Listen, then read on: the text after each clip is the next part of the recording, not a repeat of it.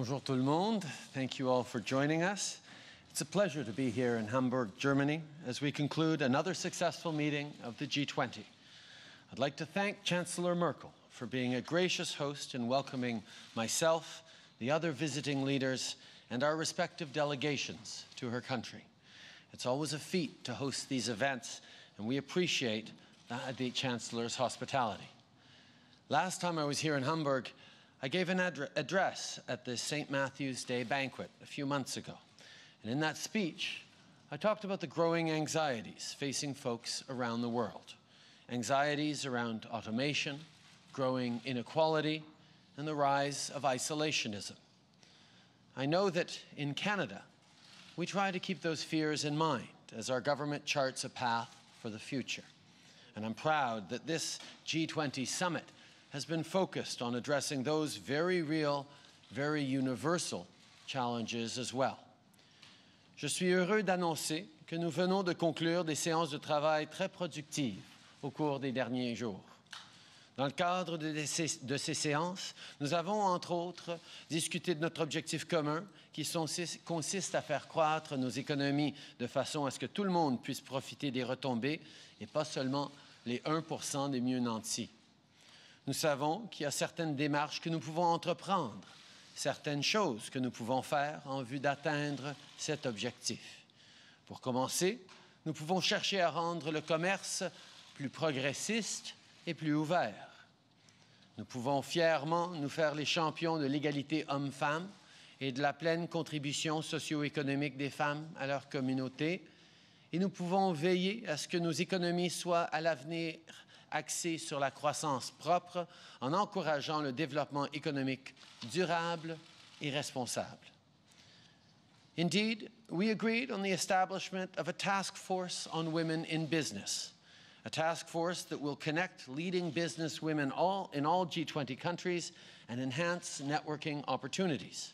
Further, it will make recommendations to leaders at next year's summit on how to accelerate the implementation of G20 commitments on gender equality and the empowerment of women.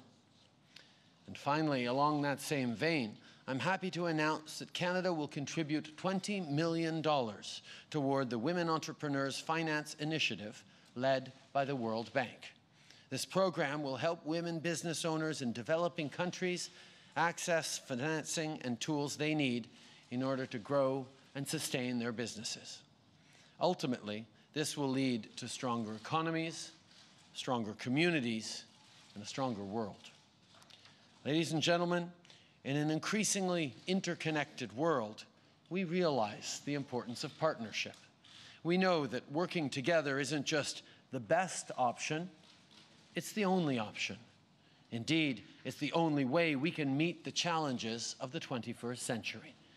So we continue our history of strong cooperation in multilateral bodies like here at the G20 for the benefit of Canada, for the benefit of Canadians, and for the benefit of the whole world. With that, I'm happy to take your questions now. Good afternoon, Mr. Prime Minister. Katie Simpson from CBC News. Why did you sign off on the compensation deal for Omar Khadr, and what do you have to say to Canadians who deeply disagree with your decision? The Charter of Rights and Freedoms protects all Canadians, every one of us, even when it is uncomfortable. This is not about the details or merits of the Khadr case. When the government violates any Canadian's charter rights, we all end up paying for it. La Charte protège tous les Canadiens, chacun d'entre nous, même quand c'est inconfortable. Ça n'a rien à voir avec ce que Khadr a fait ou non. Lorsque le gouvernement viole les droits d'un Canadien, nous finissons tous par payer. From CBC as well. You know, going into this, Angela Merkel wanted the G20 nations to commit to a fairer and more predictable way of dealing with migrants. And when you read the final communique, it seems like every nation's on their own and they can do whatever the heck they want. So what happened? Well, I think one of the things that we recognize is there is a broad range in the types of challenges that different countries are facing. to agree that we need to do a better job as a global community of addressing migrant crisis, of recognizing the benefits that can come from integrating new citizens who are able to contribute and grow our economies, while at the same time recognizing that controlling and regularizing migration and ensuring security needs to remain a priority. We are all committed to doing more in countries of origin of migrants to give people options other than having to risk life and limb and pay exorbitant sums of money to criminals in order to try and build a better life. We are all agreed that we need to do more to give a real and fair chance to succeed to people in all countries around this earth. In French too, please. Dans la discussion au niveau des migrations, évidemment, les différents pays font face à différentes situations. Mais nous sommes tous d'accord qu'on a besoin de répondre à ce défi en reconnaissant d'abord que les immigrants peuvent amener de la richesse et des opportunités à notre économie quand on fait une bonne intégration, qu'on a besoin justement d'assurer que notre système d'immigration est rigoureux et sécuritaire, mais aussi nous sommes tous rendus compte que nous nous devons de faire plus dans les pays d'origine des réfugiés pour s'assurer que les gens ont des choix autres que de risquer leur vie et les vies de leur famille pour pouvoir peut-être bâtir un meilleur avenir, de donner les gens une vraie chance de réussir chez eux, c'est quelque chose sur lequel nous sommes tous d'accord. Glenn McGregor, CTV News. Prime Minister, could you describe exactly what you did personally to try and get Donald Trump to move closer to the G20 position, specifically on climate change? I had, throughout the weekend, a number of conversations with President Trump on a range of issues, everything from bilateral issues like softwood and trade, NAFTA in general, to specific issues around climate change, underscoring the fact that strong economic growth and environmental protections can and must go hand in hand. I emphasize that this is something that matters deeply to citizens and impacts directly on our economic growth now and into the future. This is the narrative that we have been sharing around the G7 table in Taormina and that was enthusiastically supported by just about everyone around the table here at the G20. People realize that a strong economy and a protected environment can and must go together for the sake of our citizens and for the sake of good jobs. En français. J'ai eu plusieurs conversations avec le président Trump. On a parlé d'enjeux bilatéraux, que ce soit au niveau de l'acier ou du bois d'œuvre, ou bien des négociations de l'ALENA qui s'en viennent. Mais aussi, on a parlé évidemment des changements climatiques et de la responsabilité que nous avons tous de bâtir un monde dans lequel on n'a pas de choix à faire entre ce qui est bon pour l'économie et bon pour l'environnement, que les citoyens savent très bien que les emplois de l'avenir, que la prospérité de l'avenir doit passer par une responsabilité envers la planète. Mais ce n'est pas juste moi qui en parlait. On a vu un grand consensus autour de la table ici au G20, comme on a vu autour de la table du G7 en Sicile il y a quelques semaines. Et nous allons continuer de faire cet argument et de travailler avec tous ceux qui veulent continuer de travailler là-dessus. Bonjour, M. Trudeau, en anglais et en français, s'il vous plaît. Comment pouvez-vous dire que vous êtes parvenu à un accord quand on regarde le texte, on se rend compte que c'est pour reconnaître qu'il y a un pays qui n'est pas d'accord, qui va quitter l'accord de Paris, et en plus, il y a une référence aux énergies fossiles? On est ici au G7 dans une occasion importante de se rassembler les grandes économies de cette planète pour se mettre d'accord sur les enjeux économiques auxquels nous faisons face. Or, il y a très peu de défis économiques plus grands ces jours-ci que celui des changements climatiques. et comment nous allons y répondre. Et on savait en entrant, et on le sait depuis longtemps maintenant, que les États-Unis ont fait leur propre choix, mais de voir qu'à part les États-Unis, le consensus était très fort autour de la table, que des économies aussi différentes que la Chine, la Russie, l'Arabie saoudite, la France, tous les pays du G20 et leurs partenaires, à part les États-Unis, ont démontré un engagement ferme, pas juste sur l'accord de Paris, mais sur les actions qu'implique l'accord de Paris et les responsabilités que nous avons envers les générations futures.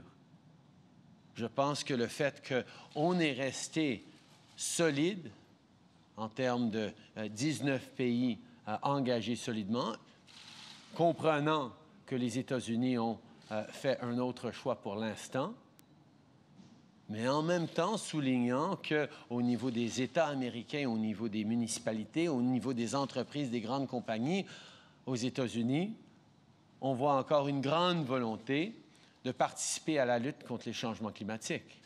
Et, comme j'ai souvent dit, ça me fait réfléchir sur ce que le Canada a vécu il y a 2 ans et depuis 10 ans, où on avait un gouvernement, le gouvernement conservateur précédent, qui ne faisait pas de la lutte contre les changements climatiques une priorité au Canada.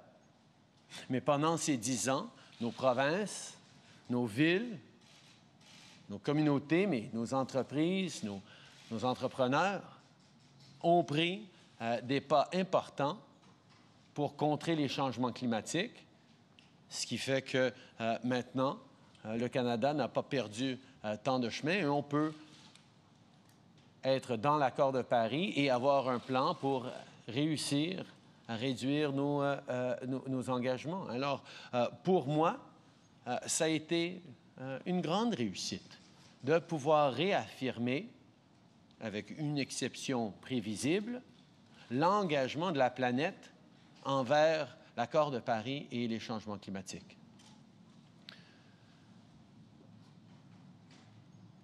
What we saw around the G20 table was a near unanimous understanding of the importance of the fight against climate change, both to protect our planet and future generations, but also to build a strong economy and create good jobs. That countries as disparate as the countries around that table all came together to reaffirm not just our commitment to Paris, but our commitment to the actions that underlie Paris. Concrete actions that will create better jobs for citizens, will reduce our greenhouse gas emissions and protect the environment for future generations. The United States made it very clear that at this point they're looking in a different direction. But I think the fact that the G20 stayed strong and committed, even with the United States stepping aside, is a strong indication that the global community in general is committed and united.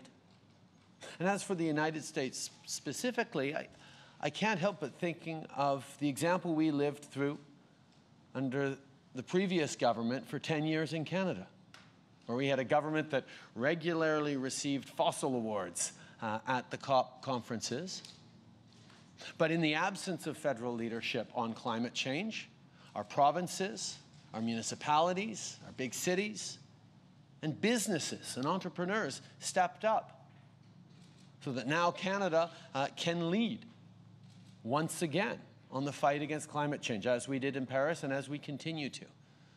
So I think that we can look at the global community holding together so strongly on the topic of climate change is a credit to the G20 and, to be quite frank, a credit to Chancellor Merkel's excellent leadership that kept us focused on what really matters.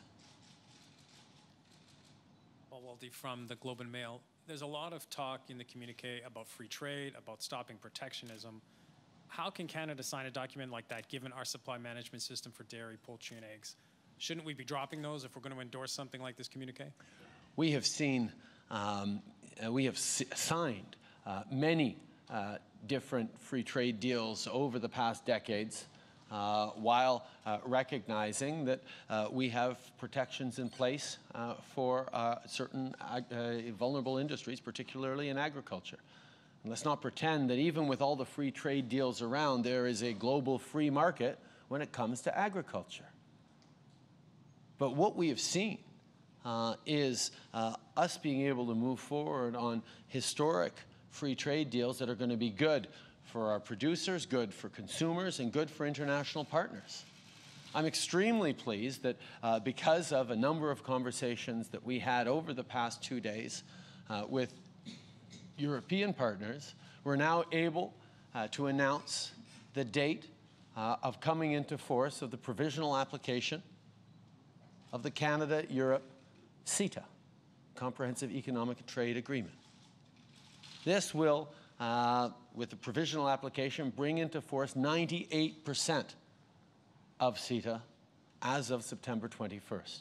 This is great news for trade. It's great news not just for Canada, the European Union, and citizens and entrepreneurs and businesses in both, but it's good news for the globe to look at examples of progressive trade deals that take into account a government's responsibility to be able to protect its citizens, protect labor standards, protect the environment, while at the same time sharing and promoting the values that we share, Canada and Europe. I certainly am looking forward to seeing the impact that CETA will have on future trade deals between other countries where they realize that we have raised the bar in demonstrating that trade can and must work for everyone. And that is something very much reflected in the G20 communiqué. En français. Bon. Faut que je pense au début de ma réponse. On sait que le commerce international se doit de bénéficier à tout le monde, et pas juste aux 1% les mieux nantis.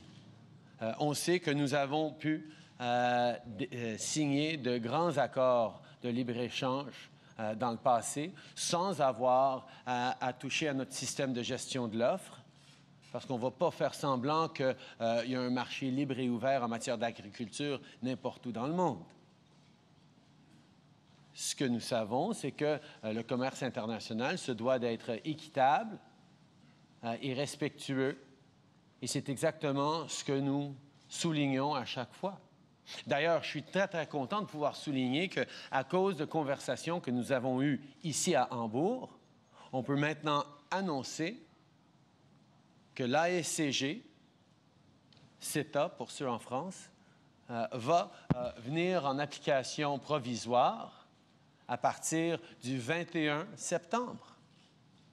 C'est une très bonne chose et ça indique à quel point nous comprenons que les accords commerciaux entre les grands pays et les grandes régions doivent maintenant être progressistes, doivent protéger la capacité des gouvernements de protéger leurs citoyens, de protéger les droits du travail, de protéger l'environnement, de respecter les valeurs et les priorités des citoyens des pays qui sont signataires.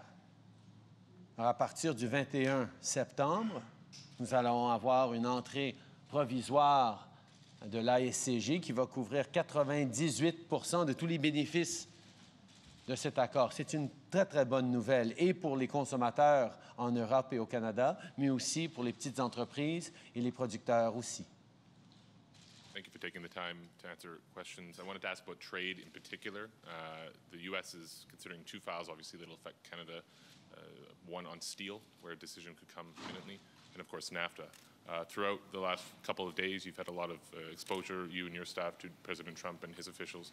What, if anything, has President Trump or his officials said to the Canadians about either NAFTA or steel? And do you continue to think that it's unlikely that Canada will be impacted by any steel measures? En français. On NAFTA, we talked about the coming date in mid-August when we will be able to start negotiating. Till now, we haven't obviously started any of the negotiations. On steel, as I've said, I've had a number of conversations with President Trump on this. We are comfortable that the 232 provisions will not apply to the Canadian steel industry, which is extraordinarily well integrated into the American-U.S. steel industry as well. The kind of back and forth complementarity between Canada and the U.S. on steel is something that we both value tremendously as countries and will ensure to protect. David Aiken, Global News. Good afternoon, Prime Minister. There's 75,000 people, 100,000 people tried to burn the city down this weekend. They don't believe in multilateral fora. They're fed up. They're angry. They don't think the G20 does anything for them.